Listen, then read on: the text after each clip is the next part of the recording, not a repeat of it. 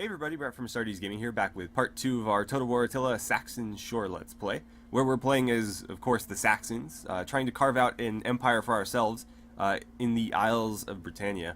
And so, I've gone ahead and advanced the turn from the end of last episode, and I asked you guys to weigh in on whether or not we should change our religion, and if so, what to. Right now, the consensus seems to be changing to Arian Christianity. However, because of the current percentages of our cultures or whatever, I can't change that yet. So until I'm actually able to convert to Arian Christianity, I'm not going to confirm that yet. So you guys can continue to weigh in on it. Basically, the options that I had left out there, and you guys are free to suggest otherwise, but I was leaning toward either Celtic paganism, Arian Christianity, or Latin Christianity. We could also remain Germanic pagans, or convert to something else if you guys think that would be more fitting. But so far, Arian Christianity is winning. We need for it to move into third place before we can actually convert, though. I have a mod that allows me to convert to any religion so long as they are within the top 3. So even if it's less than whatever the original requirement was, I can convert. It could be 1% as long as it's in one of these 2 slots. But it is moving up. I don't know if it's going to move up fast enough, so we'll see how that goes. I've also renamed our settlements to sort of reflect their new Saxon rule. So Londinium has become Ludenwich, which is actually not technically the same city. By the time that Ludenwich was founded, that of course being the Saxon city that became London, Londinium was actually abandoned. It wasn't, quite the same city. However, they were very, very close, and I think Londinium, or what was left of it, eventually got absorbed into Ludenwich. And then Cemulodunum has become Coloncaster. And I will continue to do this for all the other settlements in Britannia that we take. I don't know that will necessarily work if we take anything outside of Britannia, because obviously Saxon names for those probably wouldn't exist, or at least be easy to find. The Saxons probably... I'm sure they did have a name for, like, Paris, or, some other cities not necessarily in their kingdoms. However, they may not be as well documented. So anyways, our army here is looking a bit worse for wear, but we're gonna have to continue pushing forward, because as you guys may have seen here, there's a lot of stuff happening. Sorry, there's a jet flying over my house. Apparently he's doing donuts or something, because I thought he was gone and he keeps coming back. Hopefully he's gone for good this time. Anyway, the Caledonians have declared war on the Romans, so they are probably going to take this settlement as soon as they can, if they haven't already. The Swabians have also declared war on them. They're not as much of a concern, though. They're not going to really affect this area. The Varinians and the Angles have already made peace. That was quick. Apparently they've made peace with the Burgundians as well. Probably because the Swedes have declared war on them. Oh, wow. Okay, apparently they declared war and made peace in the same turn, so I guess not. More peace negotiated. The Danes have broken their non-aggression pact with us. I don't know why they would do that. The Markomans have declared war on the Romans as well. Forum has been demolished. Our farmstead has been built, and we're having a bad winter. So that's kind of lame. Right, so we have 8,000, almost 8,100 gold to spend here, and so I would like to look at converting. Doesn't look like we have enough to do that one, but I might have enough for this. Yes, I do. Okay, so as much as I would like to, it might be better to do this. That will start giving us iron production. Yeah, I'm gonna do that first. And then I'm not gonna bother with this yet, because we don't have a religious tree to start building yet. I mean, we can do the Germanic paganism one, but if we don't stick with that, then it will have been wasted time and effort. So I'm thinking, let's take Corinium. This should be pretty easy. I don't think we'll even need to fight this battle. Should just be a quick auto-resolve. Yeah.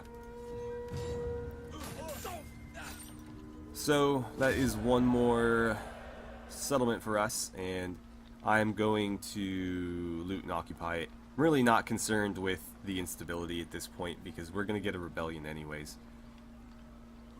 And minus 20 versus minus 10, you know, not that big a deal. Okay. So that is all of Britannia Superior under our control now, and I will rename this between episodes. Let's actually, can I force march you guys back? No, I can't. So you're stuck there. I can recruit Nordic hurlers as well as Nordic levies. I don't know that I want either though. Is there any mercenaries I might benefit from? These guys would be pretty great, but they're incredibly expensive. Yeah, I'm gonna hold off on that. Let's take a look at this settlement that we just captured. So, go ahead and destroy that. This will need to be converted as well. For now, I guess I'll go ahead and repair it. So at least we're getting some small benefit from it. And then when that's done being demolished, I will build like an artisan or something there. Let's see, what are my options? So I've got Chieftain's House, Wells, Sacred Ground, again, not going to bother with religion yet, and artisans. So I'll build an artisan here and then a farmstead here. Again, I like to keep my settlements organized. Oh, look, he's doing another flyby. I swear, somebody's like, I don't know, just trying to fuck with me. It's like a, I don't know what it is. It could be like a commercial jet or something, but I swear it's doing like donuts over my house. Anyway, if you watch my Western Roman Empire campaign, I like to keep my settlements arranged in the same manner across like all of them, so that I can just look at them at a glance and know what I've got. So I like to keep the farmsteads in the bottom left, and then like primary recruitment buildings in the top right, and then like additional auxiliary buildings or whatever in the bottom right. So the wells, for example.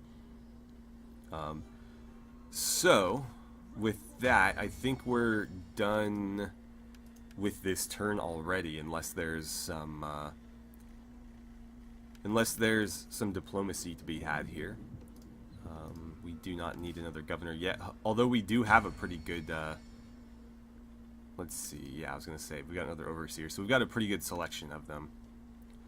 So let's peek into here. The Alamans are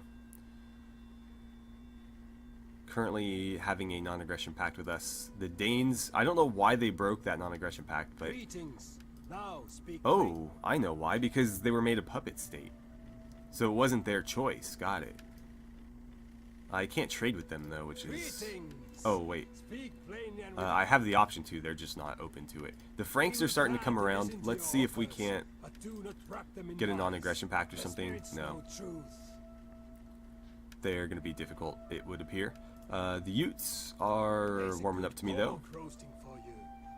Okay, let's do something like that, and a little bit of money to go with it. Cool. So we got the trade agreement, we got the non-aggression pact, and they paid me a small amount. The Varynians are also a puppet state of the Geats. Wow, the Geats just took over like a bunch of stuff. Let's see. Not having that. Well, we'll keep on it. I don't have the ability to conduct diplomacy with them yet, so that'll be difficult. But if we can get a non-aggression pact or a trading agreement with them, the Danes and the Varynians should follow suit. Langobards, we are improving with them, so we'll just try to continue along that path. Again, we'll try to befriend the Franks as well. Same with the Alamans, although it's going to be easier to befriend the Franks because we can trade with them, whereas the Alamans, I don't know that we'll necessarily be able to, unless they push along the coast here. So, I don't know, maybe trading with the Franks will open that up. We'll see. But let's go ahead and end our turn, and we will start to try to take Britannia Inferior moving forward here. Again, it's going to be a race against time because the Caledonians are going to be coming south to grab up as much land as they can. Okay, so the rebellion has happened. We're suffering a little bit of attrition. I'm not sure. Oh, that's why. Because we don't have enough food. We'll have to handle that. The Danians have also declared war on the Romans, which is unfortunate because they'll probably beat me to that settlement. It's going to be difficult for me to get there before they do. We're being raided by the rebels, and our demolition is complete. So let's see here. First things first, let's queue up a artisan right there, and then over here we'll queue up a farmstead. I will try not to spend too much money each turn because I do want to be able to convert these over, and it's going to cost us quite a bit to do that. So I'll try to keep a little bit in our coffers every turn. It looks like our income is increasing though, so that's good. Let's go ahead and take these guys out, and they're going to flee into Roman territory. Let's get rid of them and make sure that they go away and stay gone. And that leveled up our king once more. With this, I think I'll go... Extra ammunition would be nice.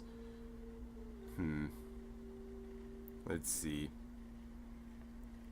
Melee defense, melee attack, that could be useful. What is this going to give me? Battle movement speed for cavalry, melee defense for cavalry, melee attack for cavalry. I don't have a lot of cavalry though. Interesting. I mean, the fact that this is a little like too little too late because we already have that one event going on where it increases it by 25%. So let's do that instead, because that'll actually help us. I'll do one into here, one into here. And when we have more cavalry, I'll take care of this. Alright, so with that, let's push this way. And we'll go after... Oh, crap. The Picts have come all the way down here. Alright, well... I guess there's nothing we can really do about it. If they take it next turn, then they take it. So what we might need to do is just solidify our kingdom down here.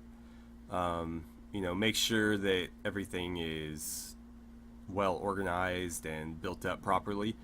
And we're probably going to have to declare war on the Picts and the Caledonians and the Abdanians to conquer all this. We were going to do that anyways, but I was hoping for them to just be, you know, like small single province factions that I could basically just subjugate.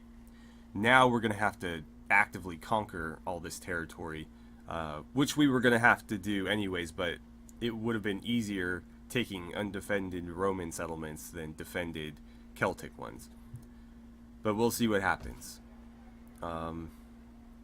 Right, so trying to save up some money here. Although it is tempting to unlock this to build some wells. Because I don't know how long that's going to take. Let's see here. So, is this moving very quickly? No, it's really not. Hopefully this falls off fast enough that this will eventually catch it. I'm just worried because the rate of increase on this one is not very great, and it'll probably taper off before it hits 30%. So I need this to fall a lot faster, which it seems like it is, but it may not stay that way. But yeah, we need this to fall off quicker if we're going to get Arian Christianity. Alright, take another peek at diplomacy here. We'll keep working on the Danes. I don't think they're going to come around, though. Franks, not having it. I think next turn when we have that iron smelter built, we'll be a lot better off in terms of trades. We just don't have any resources or goods right now to trade, so nobody's really interested. And it's going to be 2 turns before we have enough food. Actually, what I could do is start upgrading this. I'm going to do pastures first because that's going to unlock a whole lot more cavalry for us to choose from. Whereas with these, we're going to... Let's actually take a look at these trees so we can see, plan ahead a little bit. With pastures, we get access to Nordic mounted raiders and Saxon mounted warband, which is the one I'm more interested in. And then with the following tier, we get Saxon lancers, and then from that, we basically just get a bonus to horse breeding and additional recruitment capacity, as well as all the food and income or wealth that those buildings bring. And then these two are actually going to be the same in terms of troop unlocks. So I will focus on the goat herds because these will get hurt less as climate changes. So you can see 40 food from animal husbandry, and then 18 from fertility level. And fertility level constantly decreases as the game goes on. I believe the first drop is at 400 AD, and then every so many years after that, you take another hit and another hit. So relying on fertility for food is a very bad idea. So, obviously here, we get 20 up front, and then an additional 42 for fertility. So 62 in total, which is a lot more, actually not a lot more than the 58 we would get here. But this is not going to drop off as much. It's always going to be more than 40, where this one could drop all the way down to 20 depending on how bad the climate hits us. So we get Nordic skirmishers from that one, and then Geoguth javelin men, and then just additional garrison of those guys, as well as army recruitment. So obviously the cavalry is the one that jumps out to me. Skirmishers, not the biggest deal. And then the artisan is where we're going to get the other troops. So the wood carver is going to unlock our siege weaponry as well as archers. And then the smithy is going to give us Nordic warband, axe warriors, and some more recruitment. The clay pit, I think, is just going to reduce construction costs and give us some industrial wealth. And then the Weavers Guild is going to do commercial wealth. And this is just straight up industry. Okay, so with that, let's go ahead and upgrade that to pastures. And I think that's going to be the end of our turn. Alright, so we're suffering more attrition until we resolve this famine. It's going to keep happening. Another imminent rebellion. Again, can't really avoid that. So let's see, our technology is done. That unlocks the smithy, as well as reducing our upkeep by 10% for our melee infantry. Smelter's finished, so we have access to iron now. It's going to really help. Senrid has obtained an artist, which is going to boost public order. Perfect. It's exactly what he needed. And he leveled up as well, which is going to be very helpful. Interesting. So apparently this settlement has broken away and become its own faction. We'll conquer them because we want that land. However, our army is kind of falling apart on us. It looks like Sagontium fell to the Picts. I thought for sure the Abdanians would get it. And I'm wondering if this belongs to the Picts as well. We'll have to see, I guess. So let's choose a new technology. So this is going to give me ammunition and the ability to build wood carvers. Probably not... Actually... that might be more important than this, because the tier 3 goat pen, and here's the jet again, doing another flyby. Alright, sorry about that. So, we're more concerned about the tier 3 goat pens from this one than we are from the Wicker Maker. The Wicker Maker is not going to be all that helpful. It has like some supplementary benefit, but it's not something to go out of our way for. Whereas the wood carver is the only way we can get archers. So I'm going to go for this, and then I don't mean to keep putting this off, but we'll kind of survey what that unlocks and see if it's better to take that or maybe take another military tech. Alright, I'm going to have you guys just fortify for now. Next turn, we'll take a little bit more attrition, but then it should go away because we'll have enough food production buildings done. Let's see.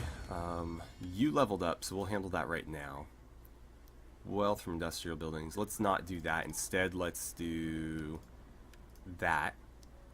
And then I will put one into Wolf and the other into Raven. That will give us minus 10% to our construction costs. And should make it a little bit easier for us to upgrade things. He's also ready to become an elder. So yeah, let's bump him on up. And that's going to reduce construction costs by another 5%. I don't know if those are additive or if they're done sequentially. So it could be minus 15% or it could be like 5% off of the remaining 90, which is less than 15% in total. But I don't know how the game calculates it. He is 17, so he's almost old enough to have his own command. And then you guys are all statesmen. Let's see, oh, you need to level up first. I don't like him having that much influence, though. Nor do I like you having that much influence, but I can't really help that. Let's see. You are the sage. I want to keep you around. You are a relentless attacker. But he's also a farmer. So he could make a decent governor if I needed him to. Huh. Yeah, I'll keep you around too. I was going to assassinate one of them, but let's see. 6, 6, 6. Everybody's at 6. Start with you, I guess. You're the youngest. Alright. So there's that. What do I want to upgrade this to? I should probably just save the money. But I think I'll go with a trade jetty, just because this is going to be our primary source of income. We should be able to generate enough food through the farmsteads to not need to make that a fishing jetty, but if we have to, I guess we will. And then how are we doing on here? Let's see, so 22.3, and that's continuing to grow. Actually, it's increasing, so I was worried about it falling off, but it's at 0.5%. Previously, it was at 0.3, so it is going up in terms of rate, not just, you know, overall, which is good. And then with you guys, it is still falling off, but not as quickly as it was. So that's something to keep an eye on, but this should overtake it somewhat soon. At least I hope so. Now that we have iron, I'm hoping that we can actually pull off some trade agreements. I'm also curious, let's see, the Picts. How many settlements do you have? 2. Okay, so you've got that and this. Meaning, right, the Caledonians hold both of those. Okay, so they've each got 2. Not gonna do a non-aggression pact to the Picts because I do plan on taking this from them. Franks, let's see if we can't get a trade agreement going. Still not having it. I guess they just don't like me. Burnians, not having that either. Danes, maybe we can pull this off. No. So the iron didn't help us at all. Let's see, will you guys trade with me? No? Alright, well, I was going to conquer them anyways, but it would have been worth making a little bit of money off of them for a turn or so first. Alright, I think we're done here, so let's go ahead and advance. Alright, so we've been attacked by a Roman force in Corinium, and we don't really have the ability to hold them off here, so we're just going to have to let them take it back. I'm not sure how they managed to come up with this force, but the timing could not have been worse. Alright, and we're having issues in Coloncaster as well. This is apparently a rebel force that just sprung up. I imagine the rebellion that was imminent here. But they've immediately attacked our settlement and could potentially take it from us. We obviously can't win that no matter what, so no point wasting our time fighting it out. And let's see, what are they going to do? They're going to take it, which is the worst thing that could have happened. Alright, so that's not good. That end turn did not go well for us at all. Alright, so Corinium is still ours, although the Romans have sacked it and are looming over it right now. And then Coloncaster has fallen to rebels. We're going to have to go deal with them. That just, yeah, that did not go well for us. So let's see. Apparently only this was damaged. How much to convert it? 8? Okay. Let's see. You guys are going to go ahead and march over here, and we'll retake this.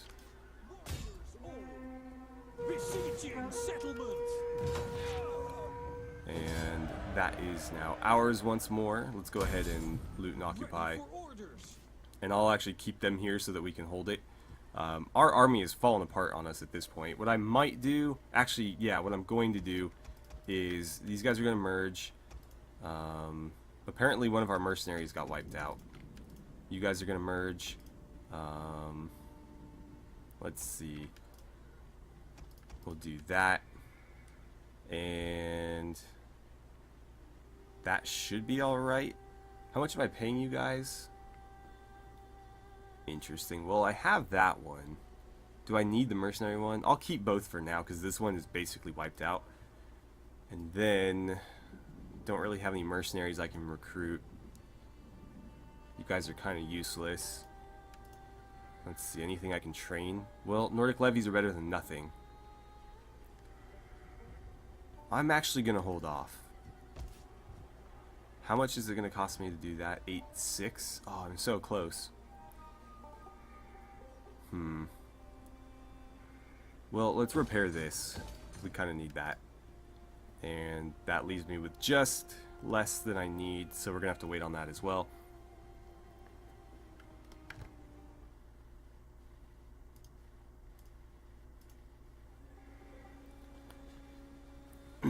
Yeah, that was a rough end turn for us. But anyway, I think we're out of time, so we're going to end it here. We'll have to figure out how to deal with this mess in the next turn.